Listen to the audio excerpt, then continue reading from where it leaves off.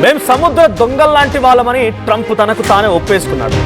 Iran తర్వాత క్యూబాను కూడా స్వాధీనం చేసుకుంటామేమోనని చెప్పి ట్రంప్ అంటున్నాడు. ఇరాన్ ఎక్స్ట్రాలు చేస్తే మళ్ళీ దాడులు తప్పు అంటున్నాడు ట్రంప్. ఇరాన్ నాయకత్వం ముక్కలైపోయిందని, అందుకే ఒక నిర్ణయానికి రాలేకపోతున్నామని ట్రంప్ అంటున్నారు. అంటే అటు ఇరాన్ నాయకత్వం ముక్కలైపోయి వాళ్ళ మధ్యలో విభేదాలు ఉన్నాయి, వాళ్ళంతా యుద్ధాన్ని ఆపాలనుకుంటున్నారు, కానీ సఖ్యత లేదు, సయోధ్య లేదు, వాళ్ళ మధ్య యూనిటీ లేదు. అందుకే వాళ్ళంతా ఒక నిర్ణయానికి రాలేకపోతున్నారని ట్రంప్ వర్షన్. ఇక శాంతి చర్చల్లో ఇరాన్ కొత్త ప్రతిపాదనలు కూడా పెట్టింది. ఆ కొత్త ప్రతిపాదనలపై ట్రంప్ కొంత వ్యతిరేకంగా ఉన్నాడు. ఇరాన్పై అవసరమైతే తీవ్రమైన దాడులకు కూడా సిద్ధమంటున్నాడు ట్రంప్. చర్చల ద్వారానే సమస్యని పరిష్కరించుకోవాలంటున్నారు ట్రంప్. సో ట్రంప్కి ఉన్న సమస్య, అతిపెద్ద సమస్య ఒకటి ఏంటంటే 60 రోజులు దాటింది అని అంటే కనుక యుద్ధం డెఫినెట్గా అక్కడ కాంగ్రెస్ డెసిషన్ తీసుకోవాల్సిందే. కాంగ్రెస్ అంటే ఎగ్జాంపుల్ని మీకు అర్థం కావడం కోసం మన దగ్గర పార్లమెంట్ మాదిరిగా. సో అక్కడ అమెరికాలో కాంగ్రెస్ డెసిషన్ తీసుకుంటే తప్ప ఇక యుద్ధాన్ని కొనసాగించలేడు. కాబట్టి డొనాల్డ్ ట్రంప్ ఏం చేస్తున్నాడంటే ఆ యుద్ధాన్ని ఎలాగైనా ముగించడానికి చాలా తీవ్ర స్థాయిలో శక్తియుక్తులు ఒడ్డి ప్రయత్నం చేస్తూనే ఉన్నాడు. ఇక్కడ ఆయన చేసిన స్టేట్మెంట్ ఏంటి ఇప్పుడు ఈ న్యూస్లో అంటే, మేము సముద్ర దొంగలాంటలో అడ్డొచ్చినటువంటి నౌకల్ని ఆపి అక్కడ చమురుని సరుకుని దోచుకుంటున్నాం, ఇదొక రకంగా మాకు ఆదాయాన్ని సమకూరుస్తోంది. డైరెక్ట్గా ఆయన పాస్ చేసిన స్టేట్మెంట్. తాము ఒక రకంగా సముద్ర దొంగల్లాంటి వాళ్ళమని, ఆటలు ఆడడం లేదని అమెరికా అధ్యక్షుడు డొనాల్డ్ ట్రంప్ వ్యాఖ్యానించారు. కొన్ని రోజుల క్రితం గల్ఫ్ సముద్ర జలాల్లో ఒక నౌకని మేము సీజ్ చేసినాం. ఆ సీజ్ చేసిన నౌకలో మేము సరుకుని చమురుని తీసుకొని లాభదాయకంగా ఈ వ్యాపారం కొనసాగుతుంది, ఇది ఒక రకంగా మాకు ఇన్కమ్ సమకూరుస్తుంది అంటున్నాడు. అంటే మేము దొంగతనం చేస్తున్నాం అంటున్నాడు. అమెరికా అంటే ఒకప్పటి అగ్రరాజ్యం ఏడబోయింది. అమెరికా అంటే ప్రపంచ దేశాలను సైతం శాసించగలటువంటి కరెన్సీ డాలర్ ఎడబోయింది. బరాక్ ఒబామా కానీ, లేదనంటే అబ్రహం లింకన్ లాంటి వాళ్ళు కానీ, అంటే వాళ్ళ పేర్లు స్ఫూర్తిదాయకంగా అమెరికా కొన్ని నౌకలకు పెట్టుకుంది. తర్వాత జార్జ్ బుష్ అయినా, మొన్న జో బైడెన్ అయినా వాళ్ళ చరిస్మా ఏంది, వాళ్ళు ఎట్లా పరిపాలించేవాళ్ళు, అమెరికాకి ఎంతటి కీర్తిని తీసుకొచ్చారు, అమెరికాలో ఎటువంటి రెజల్యూషన్స్ తీసుకొచ్చారు. ఆఖరికి వస్తే అమెరికా మేము దొంగలం అని చెప్పేసుకుంటారు ట్రంప్. ఒబామా లాంటి వాళ్ళు, లేకపోతే జో బైడెన్ లాంటి వాళ్ళు, గతంలో జార్జ్ బుష్ లాంటి వాళ్ళు అమెరికాని ఏ రకంగా పరిపాలించారు. ఈయన వచ్చి మేము దొంగలం అని చెప్పుకుంటున్నాడు. అక్కడికి వస్తే నీ బ్రతుకు దొంగతనం చేయడం అయిపోయిందా? మేము దొంగలం, ఇది ఒక వ్యాపారం అంటున్నాడు ఆయన. మేము ఆ సముద్ర జలాల్లో నౌకలను సీజ్ చేసి అందులో సరుకుని చమురును దొంగతనం చేస్తున్నాం, అది మనకు మంచి వ్యాపారం అవుతున్నది అంటున్నాడు.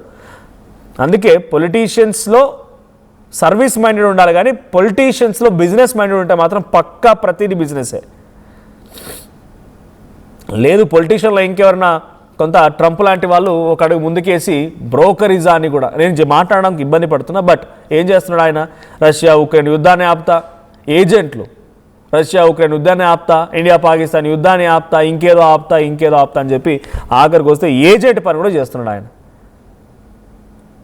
ఇక్కడ చాలా క్లియర్గా మేము దొంగలమని ఒప్పేసుకుంటున్నాడు. ఇంకా ఇన్ బిట్వీన్ ఒకవేళ కనుక యుద్ధం ముగిసిన తర్వాత మా నౌకలన్నీ టువర్డ్స్ బ్యాక్ వస్తూ ఉంటే క్యూబా, ఇక్కడ చూడండి మీకు మ్యాప్లో కనబడుతోంది, చిన్న దేశం, ఆ రెడ్ కలర్లో మార్క్ చేసి పెట్టింది క్యూబా. సో క్యూబాని కూడా స్వాధీనపరుచుకుంటామేమో. మా అబ్రహం లింకన్ వార్షిప్ క్యూబాకి 100 గజాల దూరంలో ఉండగానే కృతజ్ఞతతో వచ్చి నమస్కారం పెట్టి ఆ క్యూబా దేశాన్ని మాకు అప్పగిస్తారు వాళ్ళు. ఇది డొనాల్డ్ ట్రంప్ చేసిన మాట, ఆయన స్టేట్మెంట్ ఇది. అంటే ఇప్పటికే ఇరాన్పై యుద్ధమే ఆగలేదు, ఇరాన్పై యుద్ధమే చాలా తీవ్రంగా కొనసాగుతుంది. ఇంతటి విధ్వంసం ఉంది, ఇంతటి మారణహోమం ఉంది, దమనకాండ కొనసాగుతుంది. ఇదిలా అయిపోక మునిపే మళ్ళీ ఇంకో దేశంపై స్కెచ్ చేసుకొని కూర్చున్నాడు. ప్రపంచ దేశాల్లో ఇంత దారుణమైనటువంటి వ్యక్తి బహుశా ఎవరు లేరేమో. ఇరాన్పై యుద్ధం, రష్యాపై ఒక వార్, ఏమంటారు దాన్ని, ఫైనాన్షియల్ వార్, ఎకనామికల్ వార్, యుక్రెయిన్కి సపోర్ట్ చేస్తూ రష్యాని దెబ్బతీసే ప్రయత్నం డొనాల్డ్ ట్రంప్ చేశాడు.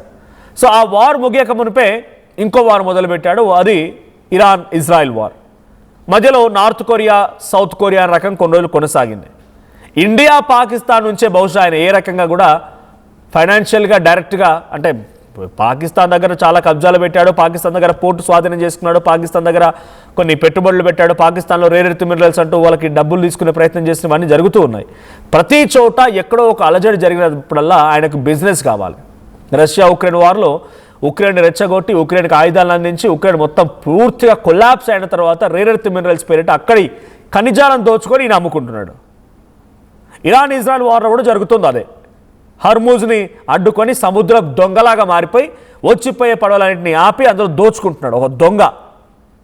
ఇండియా పాకిస్తాన్ యుద్ధంలో కూడా పాకిస్తాన్ పూర్తిగా కొలాప్స్ అయిన తర్వాత అక్కడ కూడా రేర్ ఎర్త్ మినరల్స్ పేరిట ఒక పెట్టుబడి పెట్టడం, తర్వాత ఆయిల్ రిజర్వ్స్, అసలు పాకిస్తాన్లో ఏం ఆయిల్ ఉన్నది, ఆయిల్ రిజర్వ్స్ పేరిట అక్కడ పెట్టుబడులు పెట్టడం, అక్కడ పాకిస్తాన్లో అటువంటి అది అరకొర ఏదో ఒకటి ఖనిజాలను దోచుకునే ప్రయత్నం చేయడం. ప్రతిసారి ఇదే కదా.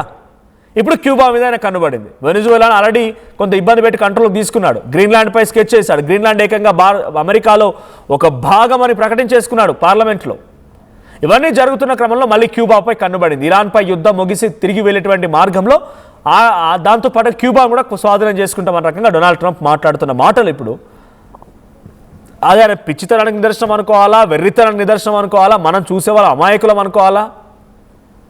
డొనాల్డ్ ట్రంప్ వ్యాఖ్యలు సముద్రపు దొంగ అనడం, క్యూబాని స్వాధీనం చేసుకుంటా అనడం, ఇవన్నీ మరోసారి చర్చనీయాంశంగా మారుతాయి. ఆయన అన్న స్టేట్మెంట్ ఏంటంటే, సో ఇక్కడ యుద్ధం ఆగిపోతే ధరలు తగ్గే అవకాశం ఉంది, అయితే తిరిగి తమ నౌకదళం అమెరికాకి వస్తూ ఉన్న క్రమంలో మార్గ మధ్యలో ఉన్న క్యూబాని కూడా స్వాధీనం చేసుకుంటుందేమోనని ఆయన మాట్లాడారు. ప్రపంచంలోని అతిపెద్ద విమాన వాహక నౌక అంటే air craft carrier USS Abraham Lincoln సుమారుగా 100 గజాల దూరంలో ఉండగానే, అది 100 గజాల దూరంలో క్యూబాకి వెళ్ళగానే క్యూబాకి సంబంధించిన ప్రతినిధులు వచ్చి ధన్యవాదాలు చెప్పి నమస్కరించి మరి మాకు లొంగిపోతారు. అది మా క్యాపబిలిటీ, అది మా కెపాసిటీ, అది మా స్టెబిలిటీ. ఇది డొనాల్డ్ ట్రంప్ చెప్తున్న మాట. అయితే హార్మోజ్ జలసంధి దగ్గర ఇరాన్ ఏమైనా చేసుకోనివ్వండి, పర్షియన్ గల్ఫ్ కంట్రీస్ ఏమైనా అయిపోనివ్వండి, భారత్ కానీ ఇంకే దేశాలైనా 20% oil supply strait of Hormuz నుంచి జరుగుతుంది కాబట్టి వాళ్ళంతా ఎలాగైనా చచ్చిపోనివ్వండి, నేను మాత్రం హాయిగా దోచుకుంటున్నాను రకంగా డొనాల్డ్ ట్రంప్ మాట్లాడుతున్నారు. డొనాల్డ్ ట్రంప్ ఒక సముద్రపు దొంగ, ఆయన దొంగ, ఆయనే చెప్తున్నాడు నేను దొంగనని చెప్పి. నిజంగా ఇందాక స్టార్టింగ్లో చెప్పినట్టుగా అమెరికా అంటే ఎంత రెస్పెక్ట్ ఉండేది, ఎంత క్రెడిబిలిటీ ఉండేది, వరల్డ్ వైడ్గా అమెరికాకు ఉన్నటువంటి భయం భక్తి ఎంతలా ఉండేది. కానీ డొనాల్డ్ ట్రంప్ వచ్చిన తర్వాత అమెరికా అనే పేరెత్తెనిచ్చి వీడా టూ అంటున్నారు పాపం పబ్లిక్ అంతా. అది కేవలం భారతీయులో లేకుంటే జర్నలిస్ట్గా మన తెలుగు మీడియాగా నేను చెప్పడమే కాదు, ప్రపంచ దేశాల్లో ఈ రెస్పాన్స్ ఉంది. మీరు కావాలంటే ట్రంప్ని మీరు సమర్థిస్తున్నారా, ట్రంప్ని మీరు యాక్సెప్ట్ చేస్తున్నారని చెప్పి ఏ పోల్ చూసినా డొనాల్డ్ ట్రంప్కి వ్యతిరేకంగా any media, any language or any country to, ఇరాన్లో మీరు అడిగినా, ఇజ్రాయిల్లో అడిగినా, ఫ్రాన్స్లో అడిగినా, జర్మనీలో అడిగినా చాలా భయంకరంగా ఉంది పరిస్థితి. అంతేందుకు మన తెలుగు వాళ్ళు ఈ మధ్య కాలంలో ఎవరైనా యూఎస్ నుంచి వచ్చిన వాళ్ళు ఉన్నారో ఒకటి చెప్పండి. వాళ్ళు వస్తే మళ్ళీ వీడు రానిస్తాడో రానివ్వడో అని చెప్పి భయపడిపోయి వణికిపోతున్నారు. అంతెందుకు మన తెలుగు స్టేట్స్లో నుంచి కూడా చాలామంది పెళ్ళిళ్ళు చేసుకునేవారు, యూఎస్లో ఉండి పెళ్ళిళ్ళు చేసుకోవాలనుకునేవారు జనరల్గా వచ్చి ఇక్కడ అంగరంగ వైభవంగా ఆకాశం అంతా మేడలు వేసి, భూలోకం అంతా పందిరి కార్పెట్లు వేసి మొత్తం వేసి అద్భుతంగా పెళ్ళిళ్ళు చేసుకొని మళ్ళీ వెళ్తూ ఉంటారు. కానీ ఇప్పుడు వాళ్ళ పరిస్థితి ఎలా అయిపోయిందనంటే, ఇక్కడ ఇండియాకు వస్తే వాళ్ళు వెళ్ళనిస్తాడో లేదని చెప్పి ఆ అమ్మాయిని అక్కడ తీసుకెళ్ళి అక్కడే పెళ్లి చేసి అక్కడ వదిలేసి వచ్చే పరిస్థితి వచ్చింది. ఇది జరుగుతోంది, ఇట్స్ హ్యాపెనింగ్. మీరు చెప్పండి, మీ చుట్టుపక్కల బంధువులు ఎవరైనా కనుక యూఎస్లో ఉన్న వాళ్ళు ఉంటే ఈ మధ్య కాలంలో ఎవరైనా ఇండియాకు వచ్చిన వాళ్ళు ఉన్నారా? లేదు. బికాజ్ వస్తే మళ్ళీ వెళ్తామో లేదో తెలియదు కదా వాళ్ళకి, భయపడిపోతున్నారు, వణికిపోతున్నారు. ట్రంప్ పరిస్థితి అలా మారిపోయింది. ఇన్ఫాక్ట్ అక్కడ అమెరికన్ సిటిజన్స్ కూడా యాక్సెప్ట్ చేయడం లేదు. లాస్ ఏంజలస్, కాలిఫోర్నియా, న్యూయార్క్ ఎక్కడ చూసినా ట్రంప్కు వ్యతిరేకంగా నినాదాలు, ఆందోళనలు కొనసాగుతూనే ఉన్నాయి. ఇప్పటికిప్పుడు ట్రంప్ని ఆపాలంటే కేవలం అక్కడ అమెరికన్స్ వల్లే అవుతుంది, ఏ దేశం కూడా సాహసించలేదు. అయితే ఇక్కడ క్యూబాని ఆయన ఆక్యుపై చేస్తారని చెప్పేటువంటి మాటలు మరొక పెద్ద యుద్ధానికి దారితీసే అవకాశం కూడా ఉంది. క్యూబా రక్షించడానికి రష్యా సిద్ధంగా ఉంది, చైనా సిద్ధంగా ఉంది. ఇఫ్ ఎట్ ఆల్ క్యూబాపై డైరెక్ట్ అటాక్ కనుక డొనాల్డ్ ట్రంప్ చేయాల్సి వస్తే తమకు సంబంధించిన పెట్టుబడులు కానీ, తమకు సంబంధించిన ఫైనాన్షియల్ ఆస్పెక్ట్స్ కానీ చైనాకి, రష్యా, క్యూబాలో ఉన్నాయి కాబట్టి they will also enter the war. ఇది మళ్ళీ ఏమైపోతుంది, మరొక బిగ్ వార్కి తెరలేపుతుంది. అక్కడ వార్ జరుగుతుందనంటే మన దగ్గర టిఫిన్ సెంటర్లో టిఫిన్ ధరలు పెరుగుతున్నాయి. అంటే ప్రతిదానికి ఇంటర్లింకింగ్ ఎలా ఉంటుంది అనడానికి ఇవి ఉదాహరణగా చెప్తున్నా. అక్కడెక్కడో ఇరాన్ ఇజ్రాయెల్ వార్ జరుగుతుంటే మనకు రావాల్సిన ఆయిల్ రావడం లేదు, పెట్రోల్ బంకుల దగ్గర గంటల కొద్ది వెయిట్ చేయాల్సిన పరిస్థితి వస్తుంది. అక్కడెక్కడ యుద్ధం జరుగుతుంటే మన దగ్గర అల్లాడిపోయే పరిస్థితి వచ్చింది. గ్యాస్ ధరలు పెరుగుతున్నాయి, టిఫిన్ ధరలు పెరుగుతున్నాయి, సజావుగా ఉండలేకపోతున్నాం. ఏదో ఒక రప్చర్, ఏదో ఒక అలజడి కొనసాగుతూనే ఉంది. సో డొనాల్డ్ ట్రంప్ అనే వ్యక్తి ఎంతటి విధ్వంసకారుడు, ఎంతటి పచ్చి ఒక సెనటైల్ అంటే ఒక బాలకాలి వయసు పడ్డా కొద్దీ మళ్ళీ చిన్నతనంలో క్రూరతనంలోకి వెళ్ళినట్టుగా ఆయన మారిపోయి మళ్ళీ పిచ్చి పిచ్చిగా బిహేవ్ చేస్తున్నట్టుగా ఉంది. సో ఇప్పుడు సముద్రపు దొంగ డొనాల్డ్ ట్రంప్ అంటున్నారు. సో డొనాల్డ్ ట్రంప్ మళ్ళీ క్యూబాని స్వాధీనం చేసుకుంటానంటున్నారు. అంటే ఆయన ఈ ఇరాన్ ఇజ్రాయెల్ యుద్ధం ముగియక మనుపు మరో యుద్ధానికి మరో అలజడికి తెరలేపుతున్నారు. బట్ అన్నిటికీ ఫుల్ స్టాప్ ఎలా పడుతుందో చూడాలి. But to your opinion, Donald Trump అనే పేరు చెప్పగానే మీకేమనిపిస్తోంది? కామెంట్ చేయండి.